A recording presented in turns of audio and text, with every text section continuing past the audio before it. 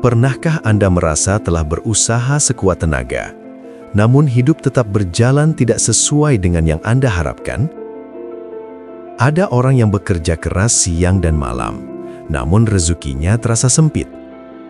Ada yang hidup sederhana, tetapi hatinya justru terasa damai dan cukup. Mengapa kenyataan hidup sering tampak tidak adil, dan mengapa sebagian orang bisa menerima semuanya dengan tenang, sementara yang lain terus bergulat dalam kegelisahan? Di tanah Jawa kuno, para leluhur memiliki satu konsep yang sangat dalam untuk menjawab kegelisahan ini. Sebuah ajaran yang terdengar sederhana, namun sesungguhnya menyimpan kedalaman spiritual yang luar biasa. Ajaran itu disebut Nrimo ing Pandum. Bagi sebagian orang modern, kalimat ini sering disalahpahami. Banyak yang mengira bahwa Nrimo ing Pandum berarti pasrah tanpa usaha, menyerah pada keadaan, atau bahkan menjadi alasan untuk tidak berjuang dalam hidup. Namun para leluhur Jawa tidak pernah mengajarkan kelemahan. Yang mereka ajarkan justru adalah keseimbangan batin yang sangat tinggi. Sebuah kemampuan untuk berusaha sepenuh hati, namun tetap tenang menerima hasil yang datang dari kehendak yang lebih besar. Bayangkan seorang petani tua yang menanam padi di ladangnya. Ia mencangkul tanah dengan tekun. Ia menanam benih dengan penuh harapan. Ia merawat tanaman setiap hari. Namun ia juga tahu satu hal yang sangat penting. Tidak semua hal berada dalam kendalinya. Hujan, angin, musim, dan waktu, semua itu berada di tangan alam semesta. Disinilah kebijaksanaan Nrimo ing Pandum lahir. Bukan sebagai sikap menyerah, tetapi sebagai kesadaran mendalam tentang batas antara usaha manusia dan takdir yang lebih luas. Dalam video ini, kita akan menyelami makna tersembunyi dari ajaran kuno ini. Kita akan memahami bagaimana konsep Nrimo ing Pandum dipahami oleh para leluhur Jawa. Mengapa ajaran ini berkaitan erat dengan keseimbangan batin dan perjalanan spiritual, serta bagaimana cara menerapkannya secara nyata dalam kehidupan modern tanpa kehilangan semangat untuk berkembang. Dan mungkin di akhir perjalanan ini, Anda akan menyadari satu hal yang sering dilupakan oleh manusia modern. Bahwa kedamaian sejati bukan datang dari mengendalikan segalanya, melainkan dari memahami tempat kita di dalam tatanan kehidupan yang jauh lebih besar dari diri kita sendiri. Untuk memahami kedalaman makna Nrimo ing Pandum, kita perlu menengok kembali pada cara pandang hidup masyarakat Jawa kuno. Bagi para leluhur, kehidupan bukan sekadar rangkaian peristiwa yang terjadi secara acak. Hidup dipandang sebagai bagian dari tatanan kosmis yang besar, sebuah harmoni antara manusia, alam, dan kehendak ilahi. Dalam berbagai ajaran kebatinan Jawa, seperti yang tercermin dalam Serat Wedatama, Serat Wulang Reh, dan berbagai pitutur para empu spiritual, manusia diajarkan untuk menjaga keseimbangan antara usaha lahiriah dan ketenangan batiniah. Usaha tetap dilakukan dengan sungguh-sungguh, tetapi hati tidak dibiarkan terikat pada hasil. Disinilah makna Nrimo ing Pandum muncul. Secara harfiah, ungkapan ini berarti menerima bagian yang diberikan kepada kita. Namun maknanya jauh lebih dalam daripada sekadar menerima nasib. Dalam tradisi spiritual Jawa, sikap ini dianggap sebagai bentuk kedewasaan jiwa, sebuah keadaan di mana seseorang telah memahami bahwa hidup memiliki alurnya sendiri dan manusia tidak selalu bisa memaksakan kehendaknya kepada semesta. Para leluhur percaya bahwa ketika seseorang terus-menerus melawan alur kehidupan dengan rasa marah, iri, atau kecewa, maka batinnya akan menjadi keruh. Sebaliknya, Ketika seseorang mampu menerima dengan lapang dada setelah melakukan usaha terbaiknya, batinnya akan menjadi hening dan jernih. Dan justru dalam kejernihan batin itulah, kebijaksanaan sering muncul. Menariknya, ajaran ini tidak hanya ditemukan dalam filsafat Jawa. Banyak tradisi spiritual dunia memiliki prinsip yang serupa. Dalam Taoisme dikenal konsep Wu Wei, yaitu bertindak selaras dengan aliran alam. Dalam tradisi Sufisme dikenal konsep ridho, yaitu menerima ketetapan Tuhan dengan hati yang tenang. Namun dalam budaya Jawa, konsep ini memiliki nuansa yang sangat khas, lembut, dalam, dan penuh kesadaran. Para leluhur tidak hanya mengajarkan Rimo ing Pandum sebagai teori, mereka mempraktikkannya dalam kehidupan sehari-hari, dalam bekerja, dalam menghadapi kegagalan, bahkan dalam menghadapi kehilangan. Sekarang, saya ingin bertanya kepada Anda yang sedang menonton video ini. Kehidupan membawa kita ke tempat yang berbeda-beda di dunia, namun kebijaksanaan seringkali bisa menyatukan kita dalam satu pemahaman yang sama. Jadi sebelum kita melanjutkan lebih dalam ke pembahasan berikutnya, coba tuliskan di kolom komentar. Anda sedang menonton video ini dari kota mana? Menarik untuk melihat dari mana saja para pencari kebijaksanaan ini berkumpul. Apakah Anda menonton dari kota besar, dari desa yang tenang, atau mungkin dari tempat yang jauh di belahan dunia lain? Tuliskan kota Anda di kolom komentar. Mari kita lihat seberapa luas perjalanan pesan kuno ini menjangkau para pendengarnya.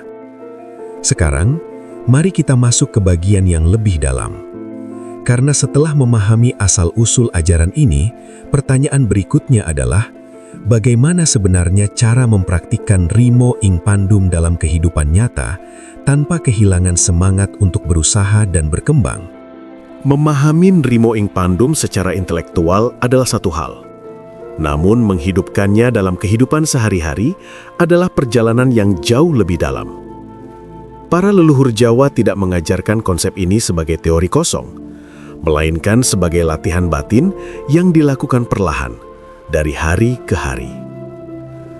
Bayangkan sebuah danau yang permukaannya selalu bergejolak. Ketika angin datang sedikit saja, airnya langsung bergelombang. Namun jika danau itu tenang, bahkan batu kecil yang jatuh pun dapat terlihat jelas di dasarnya. Begitulah keadaan batin manusia. Ketika hati penuh keinginan yang tidak terkendali, kecemasan dan perbandingan dengan orang lain, maka hidup terasa berat. Tetapi ketika seseorang mulai mempraktekkan Rimo ing Pandum, perlahan batinnya menjadi seperti danau yang tenang. Lalu bagaimana cara memulainya? Berikut beberapa langkah sederhana yang sebenarnya telah lama diajarkan dalam kebijaksanaan Jawa. 1. Memisahkan antara usaha dan hasil. Langkah pertama adalah memahami bahwa hidup memiliki dua wilayah yang berbeda. Yang pertama adalah usaha manusia, yang kedua adalah hasil yang berada di luar kendali manusia. Seringkali penderitaan muncul karena manusia mencampur keduanya. Kita merasa bahwa jika kita sudah bekerja keras, maka hasil harus selalu sesuai dengan harapan. Namun para leluhur Jawa mengajarkan sesuatu yang berbeda. Lakukan usaha dengan sepenuh hati, seolah-olah segalanya bergantung pada usaha itu. Tetapi setelah usaha dilakukan, lepaskan keterikatan pada hasilnya. Sikap ini bukan kelemahan, justru inilah bentuk kekuatan batin yang sangat tinggi. 2. Melatih kesadaran saat menghadapi kenyataan. Dalam kehidupan, akan selalu ada momen ketika kenyataan tidak sesuai dengan harapan. Usaha gagal, rencana berubah, kesempatan yang diharapkan tidak datang. Pada saat seperti inilah, latihan Rimo ing Pandum benar-benar diuji. Alih-alih langsung bereaksi dengan kemarahan atau kekecewaan yang mendalam, cobalah berhenti sejenak. Tarik nafas perlahan, rasakan bahwa hidup sedang menunjukkan sesuatu yang mungkin belum kita pahami sepenuhnya. Para leluhur sering menggambarkan kehidupan seperti alur sungai. Kadang alirannya tenang, kadang berputar, kadang harus melewati batu-batu besar sebelum kembali mengalir. Namun sungai tidak pernah berhenti mengalir. Begitu pula hidup manusia. 3. Mengurangi perbandingan dengan kehidupan orang lain. Salah satu penghalang terbesar dalam mempraktikkan Rimo Ing Pandum adalah kebiasaan membandingkan hidup kita dengan orang lain. Di zaman sekarang, hal ini bahkan semakin kuat. Kita melihat kesuksesan orang lain, pencapaian mereka, kehidupan yang tampak sempurna, dan tanpa sadar, kita merasa hidup kita kurang. Padahal para leluhur sudah mengingatkan bahwa setiap manusia memiliki pandumnya sendiri, bagian hidupnya sendiri. Seperti benih yang ditanam di tanah yang berbeda. Ada yang tumbuh cepat, ada yang tumbuh perlahan, ada yang berbuah lebih lambat namun lebih kuat. Ketika seseorang terus membandingkan dirinya dengan orang lain, ia kehilangan kemampuan untuk menghargai jalan hidupnya sendiri. 4. Melatih rasa cukup. Dalam kebijaksanaan Jawa, ada satu sikap yang sering berjalan beriringan dengan Rimo Ing Pandum, yaitu rumongso cukup, merasakan kecukupan dalam hidup. Ini bukan berarti berhenti berkembang, bukan pula berarti menolak kemajuan. Namun ini berarti menyadari bahwa kebahagiaan tidak selalu datang dari memiliki lebih banyak. Kadang kebahagiaan muncul ketika seseorang menyadari bahwa apa yang sudah dimilikinya sebenarnya sudah sangat berharga. Ketika rasa cukup mulai tumbuh, hati menjadi lebih ringan. Keinginan yang berlebihan perlahan mereda, dan dari sanalah ketenangan mulai muncul. 5. Mengubah kegagalan menjadi guru kehidupan. Orang yang benar-benar memahami Rimo Ing Pandum tidak melihat kegagalan sebagai akhir dari segalanya. Mereka melihatnya sebagai bagian dari perjalanan belajar. Seorang empu keris tidak langsung menghasilkan karya yang sempurna. Ia menempa logam berulang kali. Kadang gagal, kadang retak, kadang harus memulai kembali dari awal. Namun justru dari proses itulah ketajaman dan keindahan lahir. Begitu pula manusia. Setiap pengalaman, baik yang menyenangkan maupun yang menyakitkan, sebenarnya sedang membentuk kedewasaan batin kita. Dan ketika seseorang mulai memahami ini, ia tidak lagi melihat hidup sebagai rangkaian keberhasilan atau kegagalan. Ia melihat hidup sebagai perjalanan pembelajaran yang terus berlangsung. Namun ada satu hal yang jarang dibahas tentang Rimo Ing Pandum.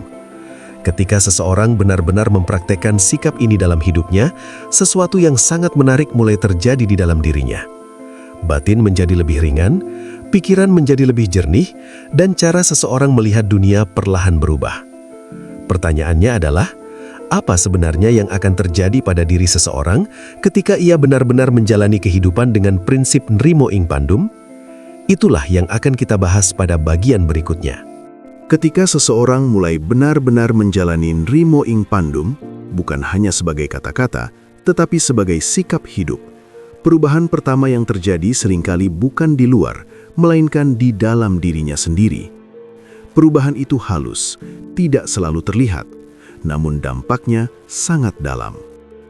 Bayangkan Anda membawa beban yang sangat berat di punggung Anda sepanjang hidup. Anda sudah terbiasa membawanya, bahkan mungkin tidak lagi menyadari keberadaannya. Namun suatu hari, beban itu perlahan dilepaskan. Apa yang Anda rasakan? Ringan. Begitulah yang terjadi pada batin seseorang yang mulai memahami Rimo Ing Pandum. Beban yang selama ini tidak terlihat berupa tuntutan, ekspektasi, dan keinginan yang berlebihan perlahan mulai luruh. 1. Batin menjadi lebih tenang, bukan karena hidup mudah, tetapi karena cara memandang hidup berubah. Seseorang yang mempraktekkan Rimo Ing Pandum tidak tiba-tiba hidup tanpa masalah. Masalah tetap ada, tantangan tetap datang, ketidakpastian tetap menjadi bagian dari kehidupan. Namun yang berubah adalah cara ia memandang semua itu. Jika sebelumnya setiap kegagalan terasa seperti ancaman, kini kegagalan mulai dilihat sebagai bagian dari alur kehidupan.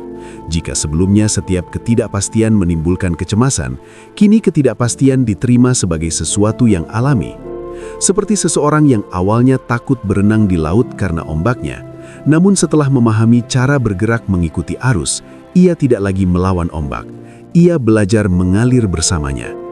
Ketenangan ini bukan karena dunia menjadi lebih ramah, tetapi karena batin tidak lagi terus-menerus melawan kenyataan. 2. Energi yang sebelumnya habis untuk mengeluh, berubah menjadi kekuatan untuk bertindak.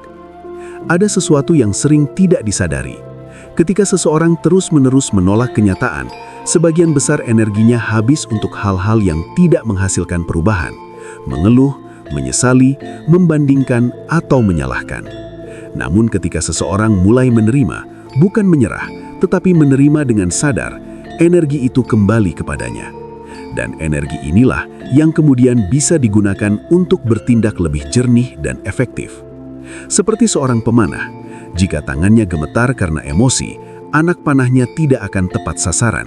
Namun jika ia tenang, fokus, dan tidak terbebani oleh pikiran berlebihan, satu tarikan saja bisa mengenai target dengan tepat. Nrimo Ing Pandum menciptakan ketenangan yang membuat tindakan menjadi lebih tajam. Keinginan tetap ada, tetapi tidak lagi menguasai diri. Salah satu perubahan paling menarik adalah hubungan seseorang dengan keinginannya sendiri. Sebelum memahami Nrimo Ing Pandum, keinginan seringkali menjadi penguasa. Jika tidak tercapai, muncul rasa gelisah. Jika tercapai, muncul keinginan baru yang lebih besar. Siklus ini tidak pernah berhenti. Namun ketika seseorang mulai mempraktekkan sikap menerima, keinginan tidak lagi dihapus, tetapi ditempatkan pada posisi yang tepat. Ia tetap memiliki tujuan, ia tetap ingin berkembang, namun ia tidak lagi menggantungkan kebahagiaannya sepenuhnya pada hasil. Seperti seseorang yang menanam pohon, ia merawatnya dengan baik, tetapi tidak setiap hari menggali tanah untuk memastikan apakah akarnya sudah tumbuh. Ia percaya pada proses. Hubungan dengan kehidupan menjadi lebih selaras. Perubahan berikutnya adalah sesuatu yang lebih halus namun sangat kuat. Seseorang mulai merasakan bahwa hidup tidak lagi terasa seperti sesuatu yang harus ditaklukkan, melainkan sesuatu yang bisa diajak bekerja sama. Dalam banyak tradisi spiritual, ini sering disebut sebagai hidup selaras dengan alur semesta. Ketika seseorang terus memaksakan kehendak tanpa melihat realitas, ia seperti melawan arus sungai. Ia akan lelah, frustasi, dan akhirnya kehabisan tenaga. Namun ketika ia mulai memahami kapan harus berusaha dan kapan harus menerima, ia seperti perahu yang menggunakan arus untuk bergerak lebih jauh. Hidup terasa lebih ringan, namun justru lebih efektif. Munculnya kepekaan batin yang lebih dalam. Ketika batin tidak lagi dipenuhi oleh kegaduhan keinginan dan penolakan, sesuatu yang lain mulai muncul. Kepekaan. Seseorang menjadi lebih peka terhadap dirinya sendiri. Ia mulai memahami emosinya tanpa harus tenggelam di dalamnya. Ia mulai bisa melihat situasi dengan lebih jernih. Bahkan dalam beberapa kasus, ia mulai merasakan intuisi yang lebih kuat, seolah-olah ada bisikan halus yang membimbing langkahnya. Para leluhur Jawa sering menyebut kondisi ini sebagai batin yang wus bening, batin yang sudah jernih. Dan dari kejernihan itulah, keputusan-keputusan yang lebih bijaksana lahir. Namun, di balik semua ini, ada satu hal yang sering tidak dipahami oleh banyak orang. Nrimo Ing Pandum bukanlah jalan yang selalu nyaman. Ada paradoks di dalamnya, ada sisi yang tampak bertentangan, dan ada kedalaman yang hanya bisa dipahami ketika seseorang benar-benar menjalaninya. Karena menerima tidak selalu berarti setuju, dan melepaskan tidak selalu berarti kehilangan. Apa maksudnya? Itulah yang akan kita bahas lebih dalam pada bagian berikutnya. Disinilah Nrimo Ing Pandum menunjukkan wajahnya yang paling dalam dan paling sering disalahpahami. Banyak orang mengira bahwa menerima berarti berhenti melawan, bahwa menerima berarti menundukkan diri pada keadaan tanpa daya. Namun dalam kebijaksanaan Jawa, menerima justru adalah tindakan sadar yang membutuhkan kekuatan batin yang besar. Ada sebuah paradoks yang halus di dalamnya. Seseorang bisa saja terlihat diam, tetapi di dalam dirinya terjadi pemahaman yang sangat aktif. 1. Menerima bukan berarti setuju. Bayangkan Anda berada dalam situasi yang tidak adil. Mungkin Anda diperlakukan tidak sebagaimana mestinya, atau Anda mengalami kegagalan yang terasa menyakitkan. Dalam kondisi seperti ini, Nrimo Ing Pandum tidak mengajarkan Anda untuk berkata, "Ini tidak apa-apa," jika memang itu menyakitkan. Sebaliknya, ia mengajarkan Anda untuk berkata, "Ini adalah kenyataan yang sedang terjadi, dan saya memilih untuk tidak hancur karenanya." Ada perbedaan besar di antara keduanya. Menerima berarti tidak menolak kenyataan, tetapi bukan berarti Anda harus menyukai atau menyetujui semuanya. Dari penerimaan inilah tindakan yang lebih jernih bisa lahir. Karena orang yang masih tenggelam dalam penolakan biasanya tidak bisa melihat jalan keluar dengan jelas. 2. Melepaskan bukan berarti kehilangan. Salah satu ketakutan terbesar manusia adalah kehilangan. Kehilangan harapan, kehilangan kesempatan, kehilangan sesuatu yang sangat diinginkan. Namun dalam praktik Nrimo ing Pandum, melepaskan keterikatan bukan berarti kehilangan segalanya. Justru sebaliknya, ini adalah cara untuk membebaskan diri dari penderitaan yang tidak perlu.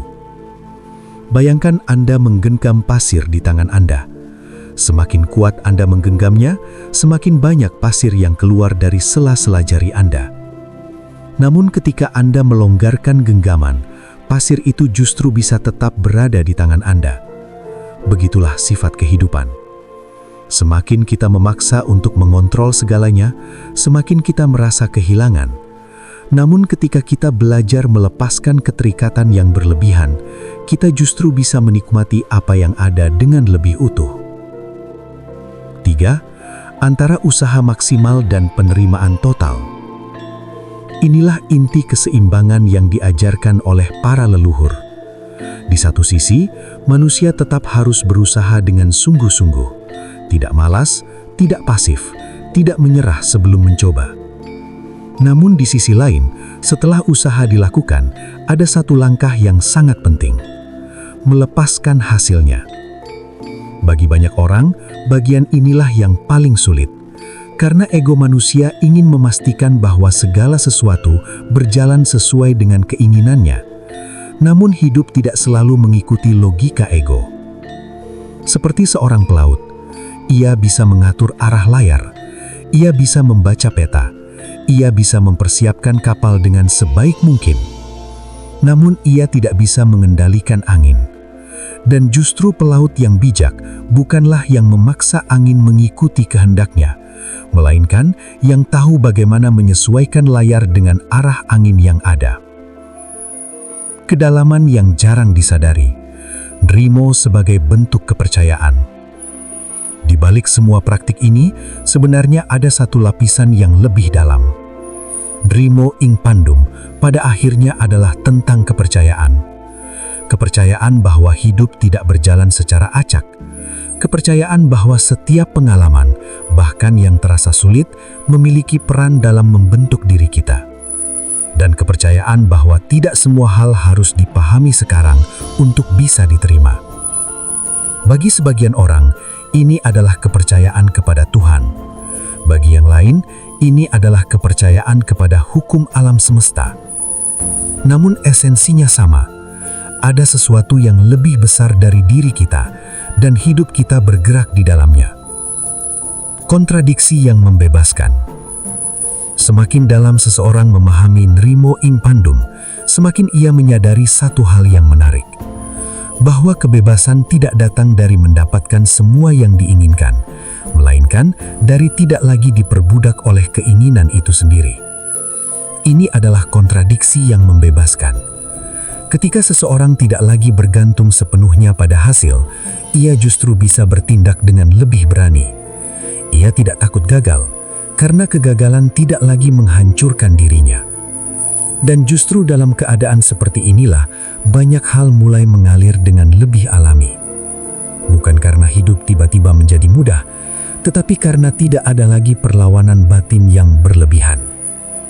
Pada akhirnya, Nrimo ing Pandum bukanlah tentang menyerah pada hidup. Ia adalah tentang berdamai dengan hidup tanpa kehilangan arah, tanpa kehilangan usaha, dan tanpa kehilangan kesadaran diri.